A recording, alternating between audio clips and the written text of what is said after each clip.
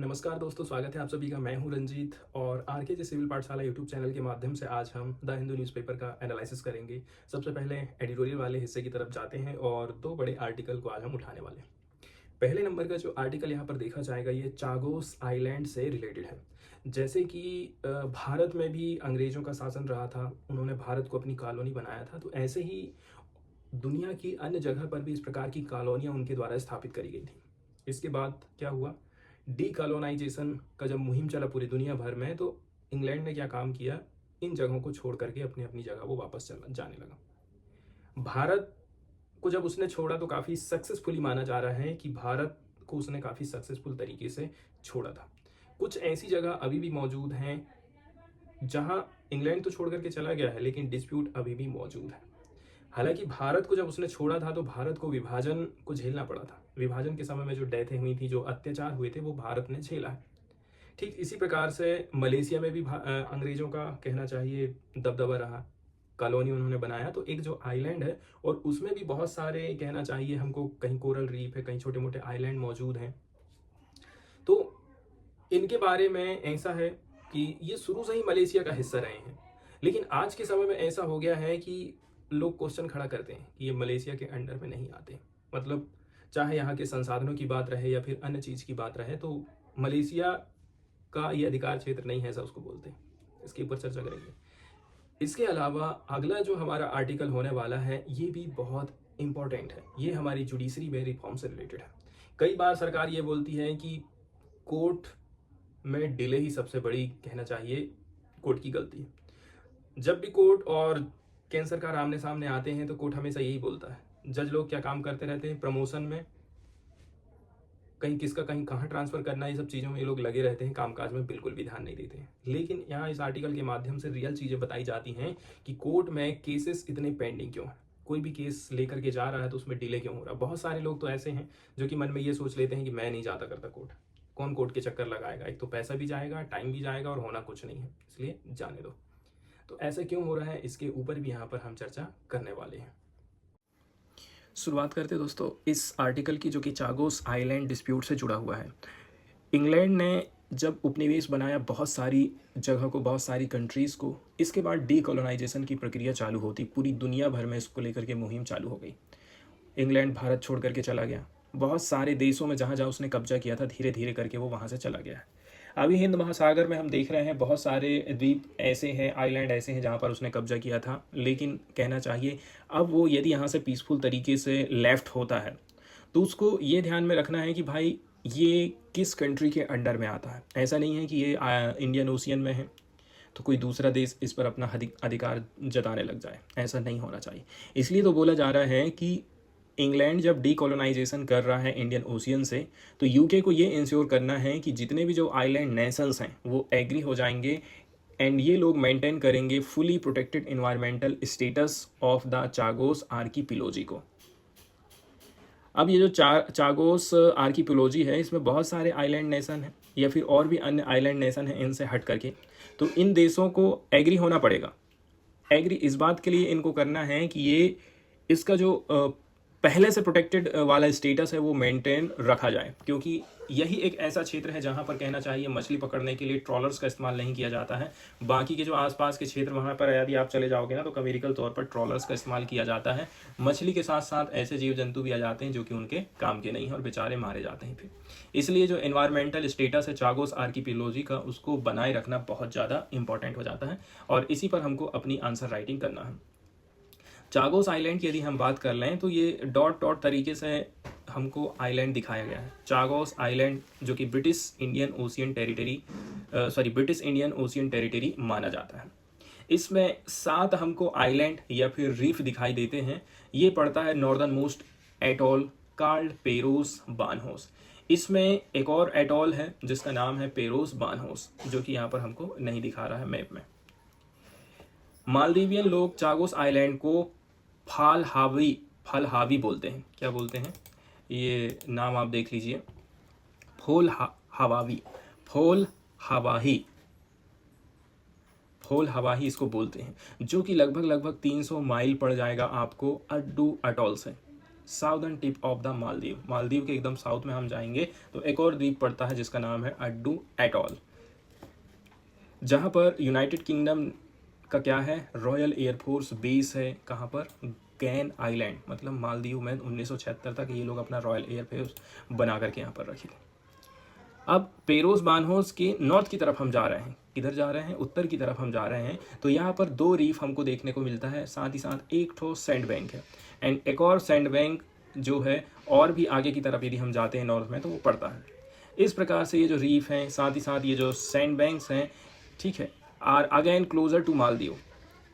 Sand bank का बार बार यहाँ पर उल्लेख किया जाता है, जिसका मतलब होता है deposit of sand forming a shallow area in the sea और रिवर। रिवर के किनारे में हम देखते हैं सैंड का डिपॉजिट होना चालू हो जाता है, उसी को सैंड बैंक यहाँ पर बोला जाता है। हिस्ट्रिकली देखा जाए ये सारे के सारे जो आइलैंड हैं एंड जो सैलोस वाला एरिया है ये मालदीव का पार्ट हुआ करता था। अब और भी ज़्यादा यदि हम हिस्ट्री में आगे बढ़ते हैं तो मालदीव के सुल्तान की यहाँ पर चर्चा करी जाती है कि मालदीव के सुल्तान के कुछ लिखित सबूत अभी भी मौजूद हैं, जो कि 1560 के टाइम पीरियड के हैं, जो कि हमको देखने को मिलते हैं पुर्तगीज़ आर्काइव में लिस्बन में। एंड हेयर हमको किंग ऑफ मालदीव ने क्लियरली रिफ़र किया है पेरोस बानहोस एटोल को, ये बिलोंग करता है सुल्तान से, मतलब मालदीव से। अब फोमुलक एटोल की यहाँ पर चर्चा हम करने जा रहे हैं। ये नेक्स्ट नंबर माना जाता है एडू एटोल का, मतलब अड्डू एटोल से यदि हम आगे बढ़ेंगे तो फोमुलक आइलैंड पड़ता है या फिर एटोल पड़ता है। It is not by accident that Maldives call Peros Banhos as Foalhavahi. अब जैसा कि ये नाम पड़ा है ना, ठीक इसी प्रकार से हो सकता है कि जो पेरोस बानहोस है उसको फाल लहवावी बोला जा रहा है। वहीं जो ब्रिटिश विक्टोरियन एंड हिस्टोरियन हैं Albert Gray and H.C.P. Bell, उन्होंने 19वीं शताब्दी में अपने काम में डीकंस्ट्रक्ट किया था इस आइलैंड के नेम को, और उन्होंने सजेशन दिया था कि जो फर्स्ट पार्ट है फोलाबाकी, इसका मतलब हो सकता है मलय की लैंग्वेज में प्यूलो, विच इज़ आइलैंड, प्यूलो मतलब आइलैंड। अब वाइंड एंड नेविगेशन में किस प्रकार से इस प्रकार के आइलैंड का इस्तेमाल किया जाता था, यहाँ पर इसका उल्लेख किया जाता है। अरब के जो नेविगेटर हैं अहमद इब्न माजिद, इन्होंने डिटेल प्रोवाइड किया है कि कैसे करके जो केप ऑफ गुड होप है साउथ अफ्रीका, जब ट्रैवलिंग किया जा रहा था किधर, ईस्ट की तरफ में, तो जो नेविगेटर हैं इनको एक रूट का इस्तेमाल करना पड़ेगा। ये रूट जाता है फोल हवावी से, फोल हवावी से आपको फोमुलक जाना पड़ेगा, इसके बाद सीधा सीधा आपको मलय पेनिसुला मिल जाएगा। बहुत सारे लोग जो कि मालदीव एटोल ऑफ फोमुलक से आते हैं, इनके अंदर हमको Malay features and Malay heritage देखने को मिल जाता है। इस प्रकार संस्कृति में हमको मिक्सअप देखने को मिल रहा है। इसके बाद जो फ्रेंच ट्रेवलर हैं विंसेंट ले ब्लैंक, पेगू में 1640 की घटना है, इन्होंने पिकअप किया था कुछ अमेजिंग स्टोरी। इनके हिसाब से ये बोला जाता है there was an island called Polosius toward the south of Maldives, and बोला जा रहा है ये जो आपको दिखाई दे रहा है ना आइलैंड, ये केवल और केवल मालदीवियन लोगों का है। थोड़ा सा हिस्ट्री में हम और भी आगे बढ़ते हैं और देखते हैं कि ये जो आइलैंड था यहाँ पर रूल हुआ करता था king of Achin in Sumatra. Sumatra में जो किंग ऑफ अचैन हुआ करते थे वो लोग इस आइलैंड में शासन किया करते थे, और उस राजा की यदि हम बात करें जिन्होंने बहुत सारे डिस्केंडेंट्स देखे हैं, मतलब बहुत सारे इसके उत्तराधिकारी हुए हैं इस राजा के, बहुत सारी इसकी पत्नियां भी रही हैं, had given the island to one of his children. बाद में राजा ने अपने बेटे को ये आइलैंड सौंप दिया था, जिनका नाम था आर्गियाक। एक और जो आइलैंड है वो किसको दे दिया इन्होंने, एल्डेस्ट सन अब डैनिक को दे दिया। एंड ये जो आइलैंड है can only be the Maldives atoll of Fuvahmulak. When the king died the two sons fought with each other. जब राजा की मृत्यु हो जाती है तो अब दोनों बेटों में लड़ाई झगड़ा चालू हो जाता है कि कैसे करके हम जो है इस आइलैंड के ऊपर अपना कब्जा जमाएंगे। तो जो बड़ा बेटा है उनका, इन्होंने किंग ऑफ बंगाल का जो राजा है उसकी सहायता से आर्गियाक को हरा दिया और फिर इस चीज़ को हथिया लिया उसने। उस समय तक बोला जा रहा है, मतलब ये जो फुल हवावी आइलैंड है कैम बैक टू फोमुलक, अब फिर से ये कहाँ चला गया, फो मुल्क के पास चला गया। तभी से लेकर के जो फुल हवावी है रिमेन अनहेबिटेड, यहाँ पर कोई लोग नहीं रहते थे। Until slaves who were brought from Zanzibar populated the Chagos in सन 1700। अब हम देख रहे हैं आगे ऐसा हो रहा है कि यहाँ पर केवल जो गुलाम लोग हैं उनको लाया जा रहा है। सन 1700 तक की ये बात है। मतलब स्लेव लोगों का जब ट्रेड हुआ ना, तो यहाँ पर लोगों को लाया गया कि काम काज इनसे हम लोग करवाएंगे। इस आइलैंड का अफ्रीका के साथ में क्या कनेक्शन है, इसके बारे में थोड़ी सी चर्चा कर लेते हैं। तो जो सुल्तान हैं वो अफ्रीका से स्लेव्स लोगों को यहाँ पर लेकर के आते थे। सेम पीरियड में मालदीव के जो सुल्तान हैं उन्होंने बहुत सारे स्लेव्स को अफ्रीका से यहाँ पर लेके आए। ये बात है सन मिड 1800 की। कुल मिलाकर के देखा जाए तो ये जो है सेम स्लेव ट्रेडर्स हमको यहाँ पर देखने को मिले थे। और भी इन्होंने बहुत सारे स्लेवर्स को मालदीव लेकर के आए, चागोस लेकर के गए। एंड ये काफ़ी समानता वाली बात हो जाती है कि ये जो स्लेव्स हैं मालदीव में एंड चागोस में were from the same African clan. यहाँ तक कि जो इनका क्लान है ना, ये भी एक सा ही रहा है। क्लान मतलब होता है एक group of close night and inter related families, जिसको आप बोल सकते हैं जैसे अपन लोग गोत्र बोलते हैं, ठीक है, परिवार बोल सकते हैं या फिर पूर्वज बोल सकते हैं।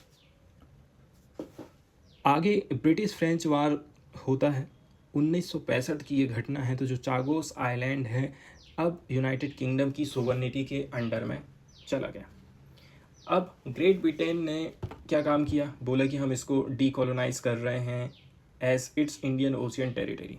इंडियन ओशियन टेरिटरी में ये आता है, हम इसको अपनी कॉलोनी बना करके नहीं रखना चाहते, इसको हम फ्री कर रहे हैं। एंड यहाँ पर तो कोई रीजन समझ में नहीं आ रहा है, लॉजिक समझ में नहीं आ रहा है कि आखिर आप इस आइलैंड को मॉरिशस को क्यों सौंप रहे हैं। ये चीज़ यहाँ पर समझने वाली बात हो जाती, क्योंकि ऐसा तो बिल्कुल नहीं होना चाहिए था। तो जो लास्ट एक्सपीडिशन था इसको लीड कर रहे थे father of the former foreign minister of the Maldives, जिनका नाम है अहमद नसीम, ठीक है। ये भी जो है अफ्रीकन रीजन से आते हैं। दशकों से शताब्दियों से यदि देखा जाए, Maldives have used island of Peros Banhos atoll as a base for fishing expedition.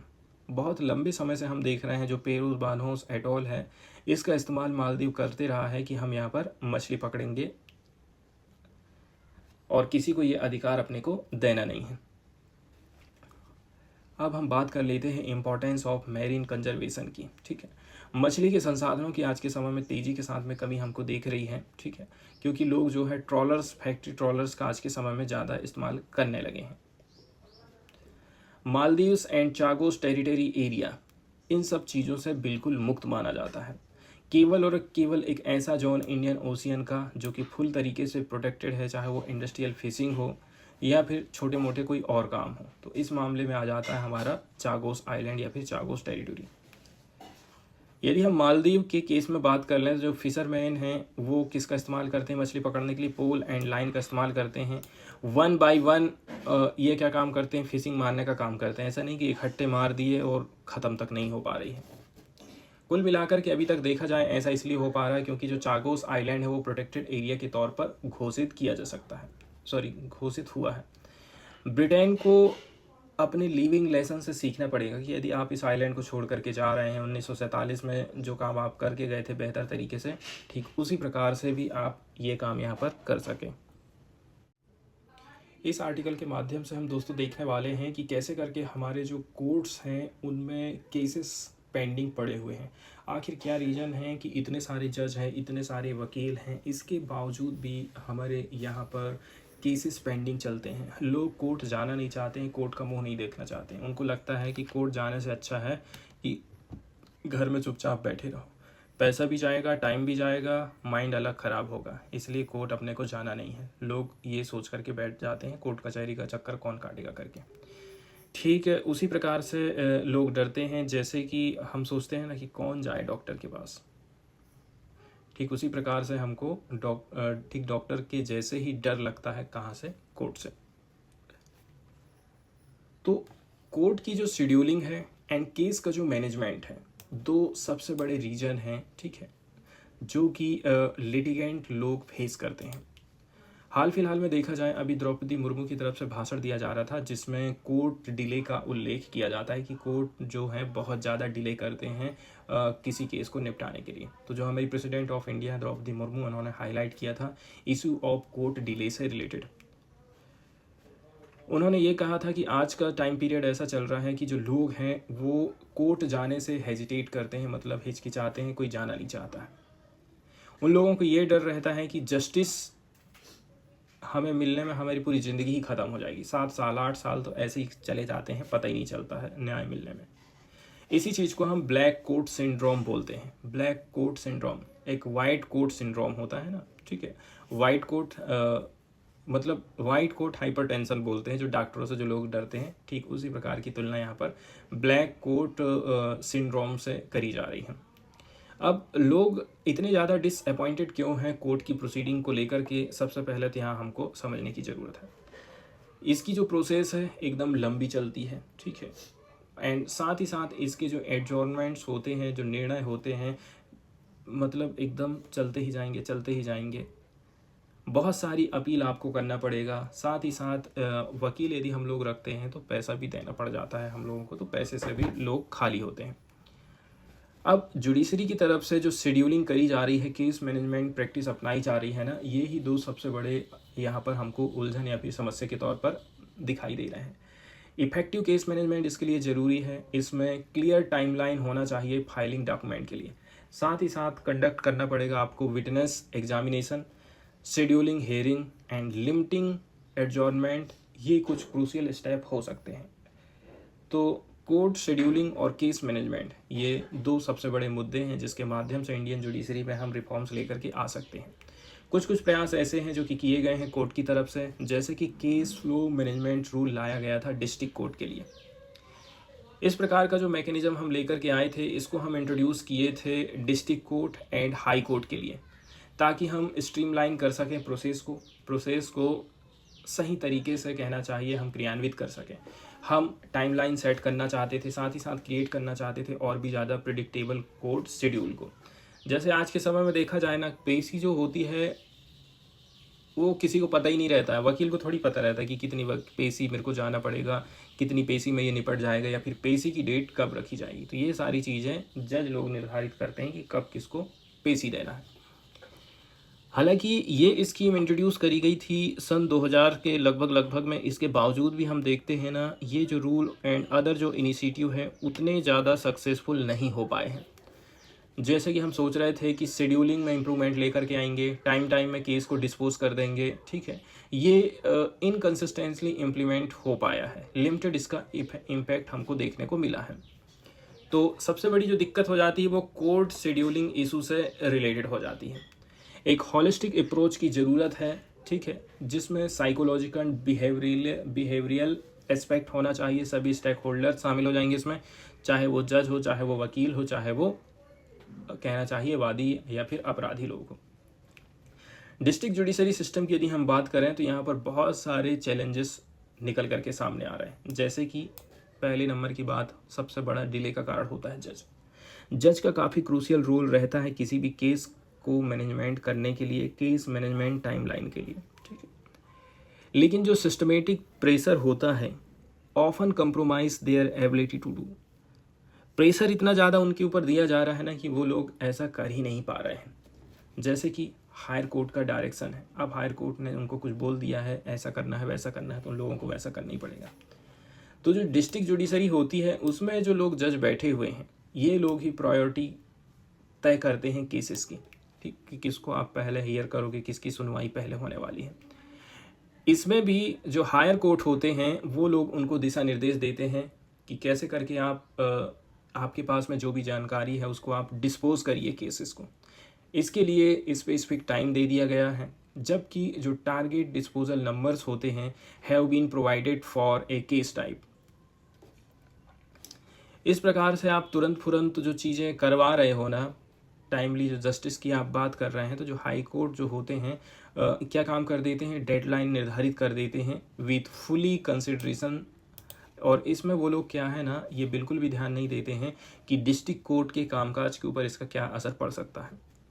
इसी के चलते जो डिस्ट्रिक्ट कोर्ट होते हैं, ठीक है, district court to allocate disproportionate resources to expedite certain cases.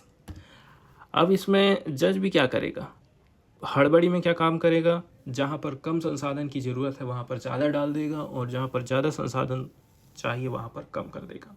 उसका दिमाग भी काम करना बंद कर देता है। अब इस चीज़ को हैंडल करने के लिए क्या किया जा सकता है, इसके बारे में यहाँ पर चर्चा करी जाती है। Supreme court of India and जो वेरियस हाई कोर्ट हैं उन्होंने क्रिटिसाइज़ किया है इस ट्रेंड का। उन्होंने ये कहा है कि इस प्रकार के जो डायरेक्टिव होते हैं ये डिसरप्ट करते हैं केस मैनेजमेंट को डिस्ट्रिक्ट कोर्ट में। हमें एक ज़्यादा से ज़्यादा बैलेंस करने वाली अप्रोच को अपनाने की ज़रूरत है।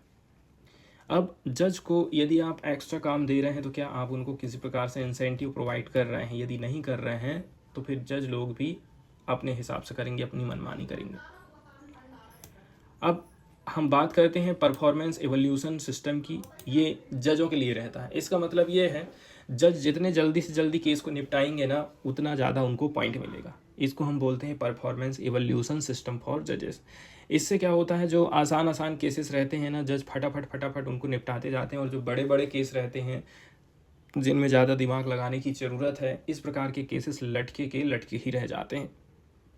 आप ये कह सकते हैं जो गंभीर अपराध वाले केसेस हैं वो चलते रहते हैं 10-10 साल, 8-8 साल या फिर ज़िंदगी भर चलते रहते हैं। उसका कारण यही रहता है, क्योंकि किसको प्रायोरिटी देना किसको प्रायोरिटी नहीं देना है ये पूरा का पूरा जज के ऊपर निर्भर करता है। इसके बाद कुछ चीज़ें ऐसी हैं जैसे कि जो वकील लोग हैं। अब वकील के पास यदि आप जाएंगे तो वकील लोग भी काफ़ी ज़्यादा डिले मचा डालते हैं। जैसे दहेज का केस चल रहा है तो पता चला 5 साल 6 साल वो लोग खींच लेते हैं। उनको इतना लंबा खींचने का कारण यही रहता है कि जब तक केस चलेगा तब तक उनकी इनकम होगी, केस ख़त्म हो जाएगा तो उनको पैसा भी मिलना बंद हो जाएगा। इसलिए वो क्या काम करते हैं, इसको ज़्यादा लंबा से लंबा खींचते हैं वो लोग। अब एक वकील जो है 10-10 ठो केस देख रहा है, 20-20 ठो केस देख रहा है एक ही टाइम में। अब इसमें से वो ये चीज़ छांटेगा कि भाई सबसे पहले मैं कौन सा केस निपटाऊंगा। उस केस के चक्कर में बाकी के जो केसेस हैं वो लटके रह जाते हैं। एक दिक्कत यहाँ पर ये पैदा हो जाती है। तो उसका मूड कैसा है, ठीक है, साथ ही साथ जज के साथ में उसके व्यवहार कैसे हैं, ऐसी बहुत सारी कुछ रीज़न होते हैं जिसके चलते चलते भी डिले हमको देखने को मिलता है। अब सबसे बड़ी बात यहाँ पर यह हो जाती है कि अगली पेशी कब होगी, या फिर इसमें ये व्यक्ति जीत पाएगा कि नहीं जीत पाएगा, क्या इसकी संभावना है। जो प्रेडिक्टिबिलिटी की काफ़ी यहाँ पर हमको कमी देखने को मिलती है।